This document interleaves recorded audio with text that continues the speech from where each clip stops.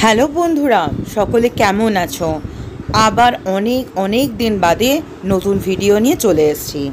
দেখো তো জায়গাটা চেনা চেনা লাগছে কি না। আর একটু এগোই তাহলেই বুঝতে পারবে। হ্যাঁ, এটা হচ্ছে শিয়ালদার রাজধানী এক্সপ্রেস। এবার আমাদের গন্তব্য হচ্ছে দিল্লি। দিল্লি যাওয়া মানেই গুরগাঁওতে আমার বোনের কাছে থাকা। দারুণ একটা বেশ ফ্যামিলি গেট টুগেদারও হয়ে যায়। এবারে আমাদের সাথে সফরে জুড়ে গেছে আমার ভাইপো আদি। ওর ভালো নাম হচ্ছে আদিত্য ঘোষ। তো আমরা যখন যাওয়া হঠাৎ করেই স্থির করলাম, তখন আমার বোন বলল তাহলে ওকে নিয়েও যেন আমরা বেরিয়ে পড়ি। তাই এবারে জার্নিটা আরও বেশি মজাদার হয়ে উঠেছিল। স্পেশালি আমার মেয়ে ওর আদিদাদার সাথে অনেকক্ষণ অবধি খেলা করতে পেরেছে। যাই হোক বন্ধুরা, ট্রেনে সফর করতে করতে বাইরের দৃশ্য নিশ্চয়ই অনেকেরই উপভোগ করতে ভালো লাগে। তো আমিও কিন্তু এর ব্যতিক্রম নই। খুব একটা ট্রেনে ঘুমিয়ে আমি সময় কাটাই না। বাইরের দৃশ্য দেখতে দেখতে এত কি বলবো, মনটাকে সজীব করে নেওয়া যায়। তো সেই উদ্দেশ্যে একদম ভোর রাত্রির থেকে উঠে আমি কি করছিলাম, ওই সূর্যোদয়ের দৃশ্যটাকে এনজয় করব বলে জানলাতে চোখ রেখেছিলাম। আস্তে আস্তে সময় গড়াচ্ছে, আর শুধু অপেক্ষা কখন ওই বোনেদের সাথে আমার দেখা হবে। স্টেশনে ওরা বলেই ছিল যে চলে আসবে। স্পেশালি এবারে আমরা সবাই আছি, আমার মেয়ে আর আদির জন্য বোন ওয়েট করেই ছিল। দেখো যমুনা কিন্তু দেখা যাচ্ছে। ট্রেনে যেতে যেতে আমি যমুনা নদীটাকেও একটু ক্যাপচার করার চেষ্টা করলাম, তবে খুব স্পষ্ট নয় হয়তো। যাই হোক, ট্রেন থেকেই এই যমুনা নদীকে একটা পেন নাম ঠুকে অপেক্ষায় রইলাম দিল্লি স্টেশন ঢোকার। আর দেখো, তোমাদের সাথে কথা বলতে বলতে গল্প করতে করতে নিউ দিল্লি স্টেশন এসে হাজির। আসলে আমাদের কোচ নাম্বার ছিল A2, তাই স্টেশনে একদম শেষে পড়েছিল। ওই যে সবাই এসে গেছে, এবার আস্তে আস্তে স্টেশনের বাইরে বেরোবার পালা। এই যে চলেও এসছি। দেখে নাও বন্ধুরা, নিউ দিল্লি স্টেশন আমাদের ভারতের একটা অন্যতম ঐতিহ্যবাহী এবং গুরুত্বপূর্ণ স্টেশন। হাজার হোক দেশের রাজধানী বলে কথা, মনে মনে তো একটা ভালো লাগা ভালোবাসা থেকেই থাকে না আমাদের সকলের। বেরোতে হবে এবার, কারণ ওরা গাড়ি নিয়ে অপেক্ষা করছে। আমার বোনের হাজবেন্ড নিজে কিন্তু গাড়ি চালিয়ে এসছে গুরগাঁও থেকে। দেখো গাড়িতে আমাদের যাত্রা শুরু হয়ে গেছে। এত লাগেজ ছিল না, এই জায়গাটা যতবার গাড়িতে যেতে যেতে দেখি ভীষণ ভাল লাগে। সিপি কনট প্লেস, যারা দিল্লিতে থাকে তারা কনট প্লেস বলে না, সিপি বলেই কাটিয়ে দেয়। এত বড়, এত ভাইব্রেন্ট, আর কোন ব্র্যান্ডের কোন শপটা নেই, যা চাইবে তাই পাবে। দারুণ দারুণ রেস্টুরেন্ট রয়েছে। আমি এর আগেও অনেকবার সিপিতে এসেছি, এবং আগেরবার যাওয়ার সময় সিপিতে কিন্তু খেয়েও ছিলাম। তোমরা চাইলে আমার আগের বারের দিল্লি সিরিজের ভিডিওগুলো দেখে নিও। ওখানে বেশ কয়েকটা সুন্দর সুন্দর খাবার জায়গার সন্ধান দিয়েছিলাম। আমি এবারে ডেসক্রিপশন বক্সে ওগুলো লিঙ্কও দিয়ে দেবো। যাই হোক বন্ধুরা, ওদের বাড়িতে যেতে বেশ কিছু সময় লেগে যাবে। হয়তো মাঝপথে আমরা একটু ব্রেক নিয়ে কোথাও খেয়েও নেব। গাড়ি বেশ গতিতে চলছে, তবে যেতে ভালোই সময় লেগে যাবে। মনে হচ্ছে ঘন্টাখানেক তো লেগেই যাবে। আর দিল্লিতে আসা মানেই কী বলো তো, বারবার করে দেশের যখন এই পতাকাটা দেখতে পারি, বিভিন্ন কেন্দ্রগুলো দেখতে পারি। যেমন একটু আগে দেখলাম ইউপিএসসির, তো সেটা দেখতে দেখতে না ওই 12 ফেল সিনেমাটার কথা মনে পড়ে যাচ্ছিল। আমি নিজেও অবশ্য ডিআরডিও ভবনে গেছি। সেখানে ঢোকার জন্য যা পারমিশন লাগে বা যত চেকিং হয় না, তবে ফাইনালি ওখানে যাওয়ার পর কিন্তু বেশ বেশ ভালোই লাগে। তো এই দেখো দিল্লির মেট্রো লাইন যাচ্ছে। আর এই দিল্লির মেট্রো তো যারা এসছো তারা জানোই এটা কতটা ভাইটাল।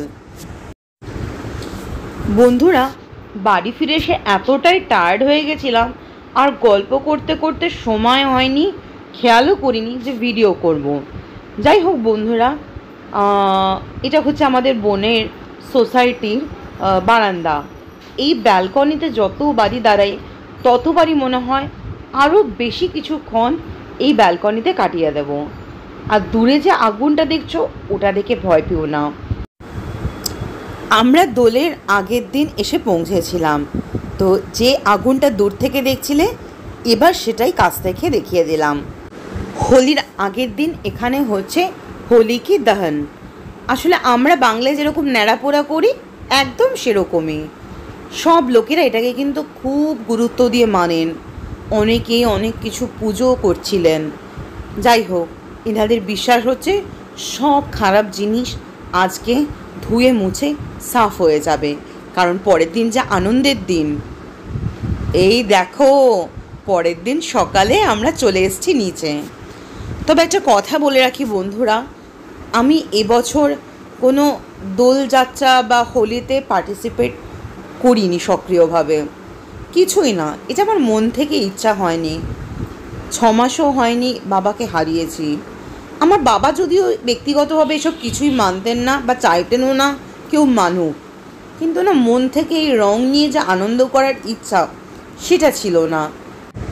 তবে এই হোলির সময় প্রথম এরকম নর্থ ইন্ডিয়াতে এসে এরকমভাবে হোলি সেলিব্রেশন দেখে আমরা একটু নিচে এসে দাঁড়িয়েছিলাম। অন্তত দৃশ্যটা তো দূর থেকে উপভোগ করা যায়। আর সত্যি বলতে কি, এত অবাক হয়ে দেখছিলাম, আমি বাবা জীবনে এরকম হোলির দৃশ্য দেখিনি। এরকমভাবে জল ছিটিয়ে ছিটিয়ে কি নাচ গানা, আমার মেয়ে তো পুরো অবাক হয়ে গেছিল। আর আমার বোন ওকে একটা ছোট্ট পিচকিরিও লাগিয়ে দিয়েছিল। পিচকিরির মধ্যে কিন্তু রং ছিল না, শুধুমাত্র জল। সব বাচ্চা বুড়ো ছেলে মেয়ে মানে কি যে আনন্দ করছিল কি বলবো, নির্ভেজাল আনন্দ। সত্যি মন ভরে যাচ্ছিল। হয়তো মনটা এত ভারাক্রান্ত না হলে আমিও খেলে ফেলতাম। আমি দূর থেকে বসেছিলাম। আর আমার মেয়েকে দেখো, আমার বোনের ছেলে যতটাই ভয় পেয়ে চুপ করে বসে রয়েছে, ও মনের আনন্দের রং নিয়ে ওর বুবুল দাদাকে মাখাচ্ছিল। ওদের আনন্দতেই কিন্তু আমাদের আনন্দ, তাই না বন্ধুরা? তোমরা যখন দেখো বাচ্চাদের এরকম মিশে যেতে, নির্ভেজাল আনন্দে সামিল হতে, তখন কি সেটা দেখে মনে সমস্ত আনন্দগুলো ভিড় করে না? আমাদের কিন্তু বেশ লেগেছিল।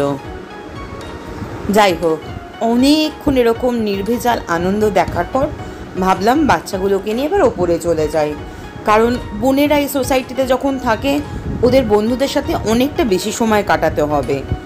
আমি আমার বর বরং ওপরে গিয়ে বাচ্চাগুলোকে ততক্ষণে রেডি করে ফেলি। ইচ্ছা আছে বিকেলেই সামনে একটু কোথাও যাওয়ার, দেখা যাক কোথায় যাই। শুনেছি সামনে একটু আরাবল্লী পর্বতের ফুটহিলসগুলো দেখা যায়, তো অনেকবার আসি, ওখানে আর যাওয়া হয় না। ওপরে উঠবো কি তার আগে আমার মেয়ে নিচের মাঠের সবুজ লনে দিব্যি দৌড়ে বেড়াচ্ছে, কিছুতেই সে ওপরে যাবে না। আসলে আমরা কলকাতাতে যেখানে থাকি একদমই মাঠ বলতে কিছু নেই। আর এরকম সবুজ দেখলে যেখানে আমরাই নিজেদের কন্ট্রোল করতে পারি না, ওরা কী করে করবে বলো? তো কিছুক্ষণ সময় দিলাম। আর এই সুযোগে না আমার বোনের ছেলেটাও হাত ছেড়ে পালিয়েছে। ও আবার টুক করে একটু ওর বন্ধুদের সাথে ঘুরে বেরিয়ে চলে আসছে, মাঝে মাঝে উঁকি দিচ্ছে, আবার একটু চলে আসছে। তো যাই হোক বন্ধুরা, ওকে একটু খেলার সময় দিলাম, খেলুকো। বাচ্চা তো কতটুকুনি সময় বা পায়, আর দেখতে দেখতে তো বড়ই হয়ে যাবে, তখন কি পারবে নিজের মতো করে এই সময়গুলো কাটাতে? আমরা তাও ছোটোবেলায় অনেকটা পেতাম, কিছুটা হলেও, অনেকটা না হলেও আমার তো মনে হয় কিছুটা হলেও পেতাম। এখনকার বাচ্চারা কিন্তু অনেক কিছু থেকেই বঞ্চিত। তোমাদের সাথে দেখো ওরই আনন্দ করার কিছু ছবিও আমি দিয়ে দিলাম। কি সুন্দর বসে বসে ঘাসে জমিতে একটু ঘাসটাকে নিয়ে হাতের মধ্যে খেলছিল।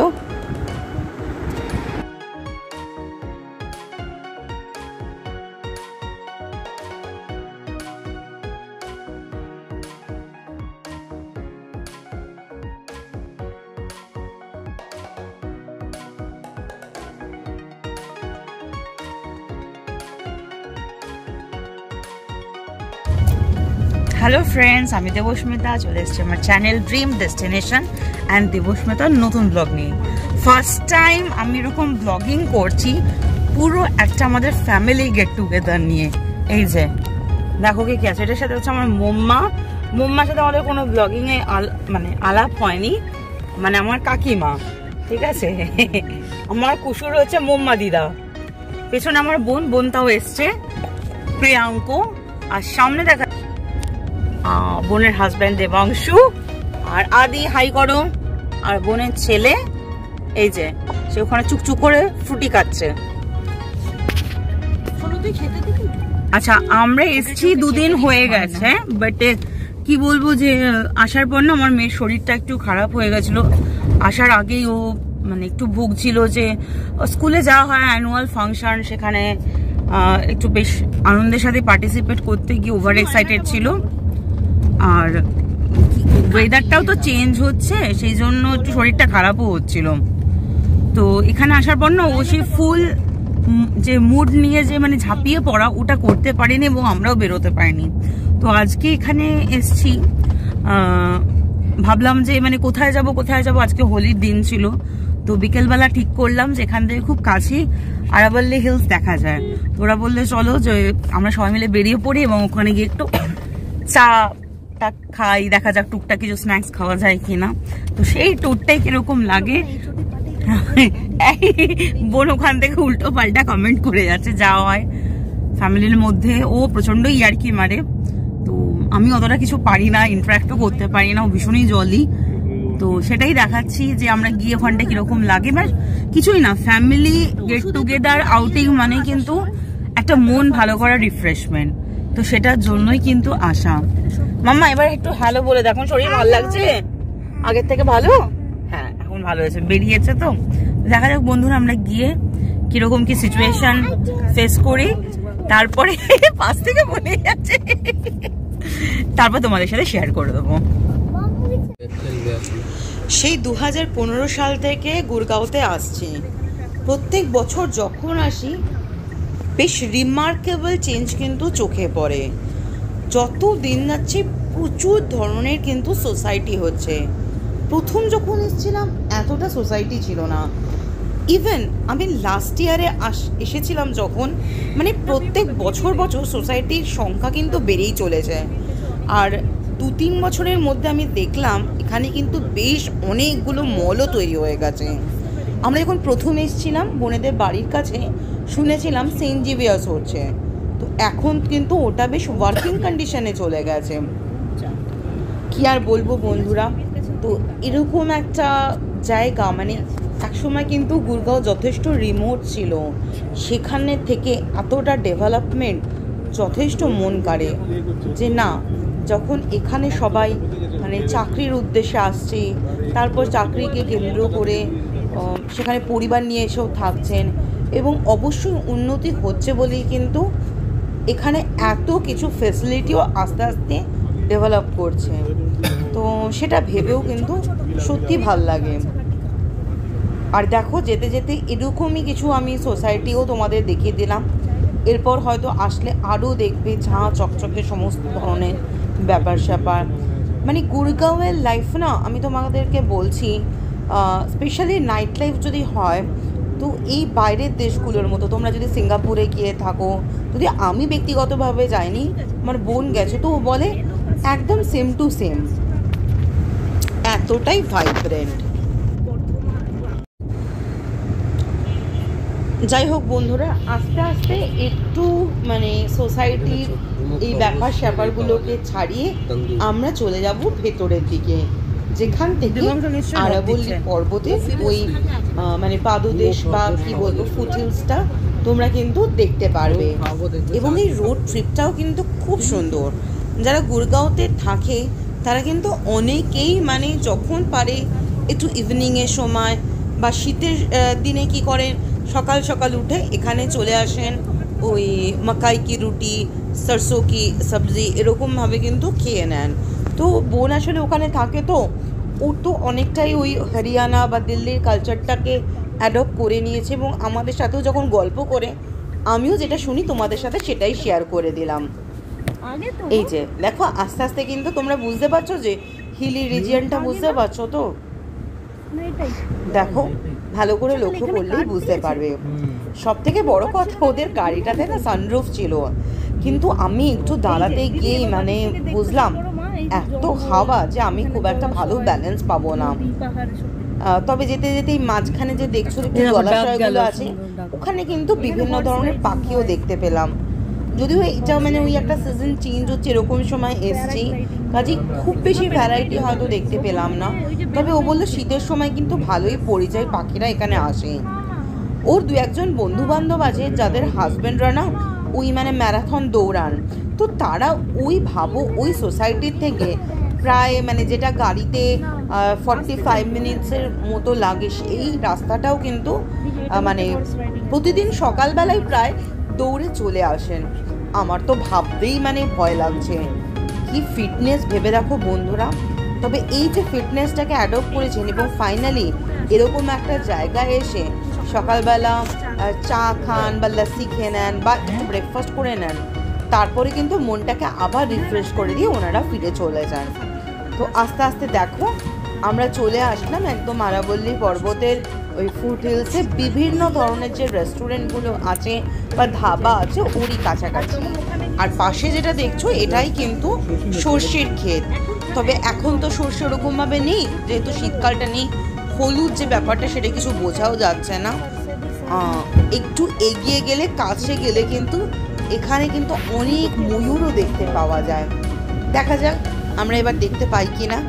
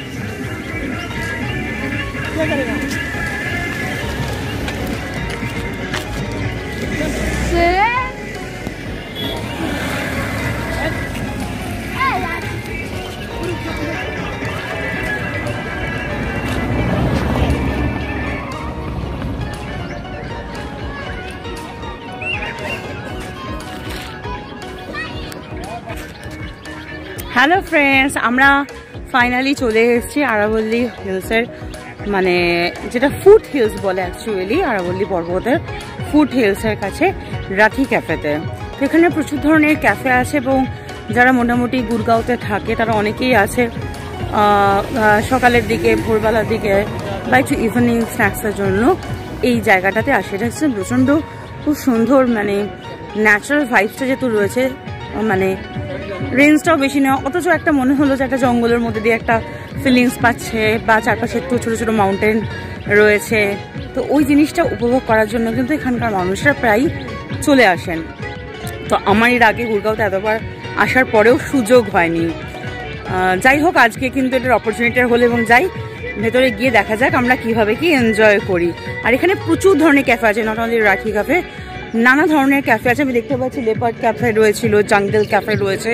তো গাড়ি নিয়ে এখানকার লোকেরা বেরিয়ে পড়ে এবং এনজয় করে। তো বন্ধুরা ভেতরে যাই আর দেখাই তোমাদের।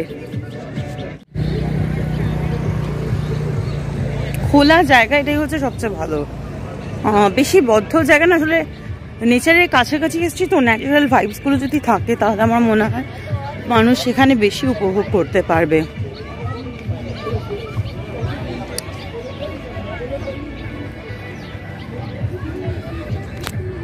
সবাই দেখো গাড়ি লাগিয়ে চলে এসছে বিকেলবেলা এবং বাচ্চারাও এনজয় করছে। ওখানে একটা ছোট ট্রাম্পোলিং এর মতো জায়গা রয়েছে যেখানে আমরা ঢুকে যাবো।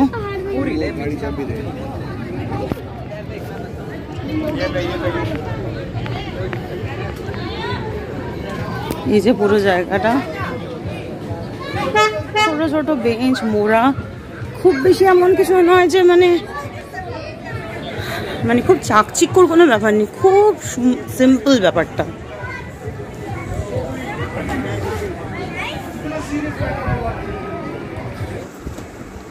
এই যে ক্যাফেটা দেখছিলে, এই ক্যাফের পেছন দিকে এরকম বড় জমি রয়েছে, মানে ক্ষেত। আর দেখো ওই সুন্দর পাখিটাকে আমি ক্যামেরা বন্দি করেছি। আরও অনেক ধরনের পাখি দেখছিলাম, বাট সবকটাকে মোবাইলে ক্যাপচার করতে পারিনি। আসলে যা হয়, এটাকে তো জুম করলে খুব ভালো বোঝা যায় না। আর কি বলবো, মানে উপভোগ করার সময় না খেয়ালই থাকে না, সেটাকে আমাদের ক্যামেরা বন্দি করতে হবে। প্রিয়াঙ্ক তো ওরকম মুগ্ধ হয়ে দেখেই যাচ্ছিল। দূরে কিন্তু ময়ূরের ডাক শোনা যাচ্ছে। একটু অপেক্ষা করো বন্ধুরা, ঠিক দেখতে পাবে। এই যে এখানেও আরেকটা পাখি রয়েছে।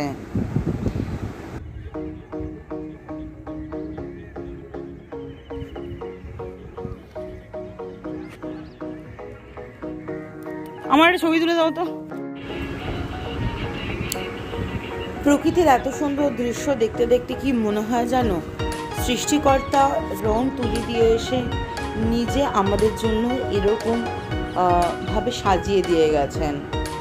তবে কেন জানি না, আমরাই হয়তো এটাকে যত্ন না করে, আগলে না রেখে, বোঝা যাচ্ছে না, জেনে বুঝে হোক না জেনে নষ্ট করে ফেলি। আপনাদের একটু খেয়াল করে, যে তখন খারাপ লাগে না পরে, কি আর বলবো। দেখো তোমাদের সাথে কথা বলতে বলতে ওই যে দূরে গাছটা দেখছো, মাথায় কিন্তু ময়ূর বসে। সবাই বলছে একটু ভেতরের দিকে গেলে আরো অনেক ময়ূরের সন্ধান পাওয়া যাবে। আমি রাটি ক্যাপের ভিতরে বসে লাস্সি বা চা খাবো, আমি তো এগুলো এসেই দেখে যাচ্ছিলাম। তখন তো পুরো ভালো লাগছিল না বন্ধুরা, কি বলবো। ক্ষেতের পাশ দিয়ে আরো বেশ খানিকটা হেঁটে এরকম একটা জায়গা পেলাম। ওই যে বলছিলাম প্রচুর ময়ূরের ডাক। এই দেখো বন্ধুরা, ময়ূর কিন্তু ঘুরে বেড়াচ্ছি জলাশয়ের ধারে। আমি জাস্ট দেখবার জন্য চুপি সারে এসে দাঁড়িয়ে পড়লাম আর চেষ্টা করলাম এটাকে একটু ক্যামেরা বন্দি করে নিতে। ওই যে ওই দূরের পাশের ক্ষেতটার থেকে তার আগে ফটো তুলছিলাম। এবার আরও একটা ভেতরের জায়গায় চলে এসেছি। দেখো অনেক অনেক ময়ূর আছে কিন্তু, দেখেছো? লাইন দিয়ে সারি দিয়ে তারা কিন্তু নিজেদের মতো খেলা করছে। না, তাদের ডিস্টার্ব করার উদ্দেশ্য আমার ছিল না। আমি জাস্ট দূর থেকে একটু বন্দি করে নিলাম ছবিগুলো। খুব ভালো লাগছিল। আমি চণ্ডীগড়ে যখন ছিলাম না, এরকম রাস্তায় হাঁটতে হাঁটতে ময়ূর দেখেছিলাম। ওই যে চণ্ডীগড় মানেই তো পাঞ্জাব, হরিয়ানা। আবারও সেই হরিয়ানাতে এসে এরকমভাবে ময়ূর দেখার সুযোগ মিলল। আমি জানি না বন্ধুরা তোমরা কতটা বুঝতে পারছো। আসলে একদম সন্ধে নেমে আসছে, ওরাও হয়তো ফিরে যাবে নিজেদের ডেরায়। তার আগে সব শাড়ি বেঁধে ঘুরে বেড়াচ্ছে। আর আমি চুপ করে দেখতে দেখতে চেষ্টা করছিলাম এটাকে নজরবন্দি করতে, মানে ক্যামেরার নজরবন্দি করতে। তো সেই জন্য হয়তো একটু অস্পষ্ট আবছা, তবে কিছুটা হলেও আশা করি তোমরা বুঝতে পারছো। তোমরা যদি কেউ কখনো দিল্লিতে আসো বা গুরগাঁওতে এসে থাকো, তাহলে কিন্তু অবশ্যই চলে এসো এই আরাবল্লী পর্বতের ফুটহিলসে। বিভিন্ন ধরনের ক্যাফে আছে বন্ধুরা। আমি এটুকুনি বলতে পারি, এখানে এসে যদি তোমরা সময় কাটাও না, ডেফিনেটলি ভালো লাগবে। আর বিশেষত যদি তোমরা শীতের সময় আসতে পারো, তাহলে তো দারুণ দারুণ উপভোগ করবে। অনেকক্ষণই তো দেখলাম ওরা অপেক্ষা করছে, হয়তো চিন্তাও করছে, কারণ এই জায়গাটা না একদম নেটওয়ার্ক নেই। আমি যে আমার বোনকে একটু ফোন করে বলে দেব, সেটাও করতে পারছি না। একদমই যে নেটওয়ার্ক লাগছে না। আস্তে আস্তে কিছুটা তো দেখে নিলাম, চোখের শান্তি, মনের শান্তি। এবার ওদের সাথে গিয়ে আর একটু সময় কাটালে তবে পুরোপুরি শান্তি। আচ্ছা, আমরা এখন রাটি ক্যাফেতে বসে সবাই ইভিনিং স্ন্যাক্স নিচ্ছি। হাতে রয়েছে গরম গরম চা, মানে ধোঁয়া ওটা চা বলতে যা বোঝা। আর মনে হচ্ছে এটা মহিষের দুধ, এসো না, মহিষের দুধের চা, মানে জানি না। হ্যাঁ, ওইদিকে মহিষগুলো দেখা যাচ্ছে। আর বলো পুতু, তুমি কি খাচ্ছ? পরোটা, তার সাথে লাস্সি। আচ্ছা, দেবাংশুর লাস্সি, মোম্মা চা, চা পাকোড়া আছে এখানে, পাকোড়া। আমাদের বুবুল সোনা খাচ্ছে ম্যাগি, বোন চা, এ বেচারা আজকে খুব দুঃখে আছে, শরীরটা ভালো নেই, সব খাবারের দিকে নজর দিয়েছে। না না না না, কি সুন্দর দেখো মিউজিকটা। ফ্রেঞ্চ ফ্রাই খাবে? ফ্রেঞ্চ ফ্রাই ওকে। আচ্ছা প্রিয়াঙ্ক, চা কেমন লাগছে? জাস্ট ওয়াও, আদা তারপরে আলু মশলা চা, মানে অসাধারণ। বাস মানে মাইন্ড ব্লোয়িং চা বলতে যা বোঝায় তাই এটা। আচ্ছা আমিও নিই, দুর্দান্ত। আচ্ছা রাঠি ক্যাফে তো আমরা দারুণ একটা সুন্দর সময় কাটালাম। তো এখানে চা, লস্যি, পরোটা, মিক্সড পকোড়া। মিক্সড পকোড়ার মধ্যে নানা ধরনের ছিল, মানে পনির রয়েছে, পেঁয়াজ রয়েছে, লঙ্কা রয়েছে, আরও অনেক ধরনের ছিল, আলু পকোড়া ছিল। একটা মিক্সড টাইপের বানিয়ে দিয়ে দেন। বুবুল সোনা তো আমাদের খেলো, ম্যাগি খেলো, আমার মেয়ে ফ্রেঞ্চ ফ্রাই খেলো, বুবুলও খেয়েছে ফ্রেঞ্চ ফ্রাই। মেয়ে শরীরটা ভালো ছিল না, তারপর দেখলো যে এখানে এসে একটু ফ্রেঞ্চ ফ্রাইটা পেয়ে আবার একটু খুশি খুশি হয়েছে।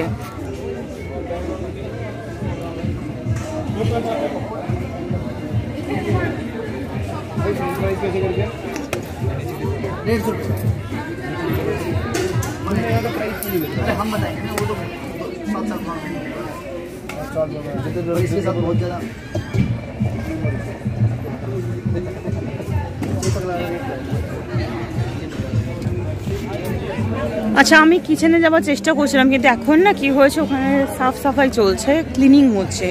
So they didn't allow me to enter in the kitchen. যাই হোক, হতেই পারে। তো কি আর বলবো বন্ধুরা, তোমাদের সাথে কিচেনটা শেয়ার করতে পারলাম না, বাট টেস্ট ওয়াইজ এটা কিন্তু খুব ভালো ছিল। সিম্পল সব কিছু, মানে সিম্পলিসিটির মধ্যে যা কত সুন্দর একটা আনন্দ করা যায় এখানে এসে, কিন্তু এটা খুব খুব করে এনজয় করতে পারলাম, ভালো লাগলো। অনেক দিন বাদে সবাই মিলে ফ্যামিলি এরকম একটা পরিবেশে আসতে পেরে মনটা জাস্ট ভরে গেল। তো বন্ধুরা, তোমরা যদি কখনো এইদিকে আসো, মানে দিল্লি, গুরগাঁও এসব দিকে আসো, তো ডেফিনেটলি আমি বলবো এইসব জায়গাগুলো ভিজিট করো, নিশ্চয়ই ভালো লাগবে। আর যারা এর আগেও এসছো তারা কিন্তু মানে কমেন্ট করে জানিও তারা কোন ক্যাফেতে গেছিলো, কেমন লেগেছিলো, কোন টাইমে এসেছিলে। তাহলে এই এক্সপিরিয়েন্স যদি শেয়ার করো তাহলে আমাদের নিশ্চয়ই খুব, মানে হয় না আমরা এক একজনের যদি অভিজ্ঞতাগুলো বলতে পারি, গল্প করলে, মনের কথা আদান প্রদান করলে, সেটাও কিন্তু একটা অন্য রকমের আনন্দ দেয়। ওই যে দূরে দোল পূর্ণিমার চাঁদ দেখা যাচ্ছে। সারাদিনে দারুণ একটা সুন্দর সময় কাটাবার পর এবার আমরা আবার বাড়ি ফিরে যাচ্ছি। শরীরটা বেশ খারাপ নিয়ে এখানে এসেছিলাম, কিন্তু এত সুন্দর সময় কাটানোর পর কিন্তু মনটা বেশ ভালোই হয়ে গেল। যাই হোক বন্ধুরা, সকলে ভালো থেকো, সুস্থ থেকো, এই কামনা করে আজকের মতো ব্লগটা এখানে এন্ড করছি। খুব তাড়াতাড়ি আবার দিল্লি সিরিজের অন্যান্য ভিডিও নিয়ে হাজির হব। ততক্ষণের জন্য টাটা, বাই বাই। তোমরা কিন্তু ভিডিও ভালো লাগলে লাইক বা কমেন্ট করতে ভুলো না। আর যারা এখনও চ্যানেলটা সাবস্ক্রাইব করনি, প্লিজ সাবস্ক্রাইব করে আমাকে একটু সাপোর্ট করে দিও। Take care, by.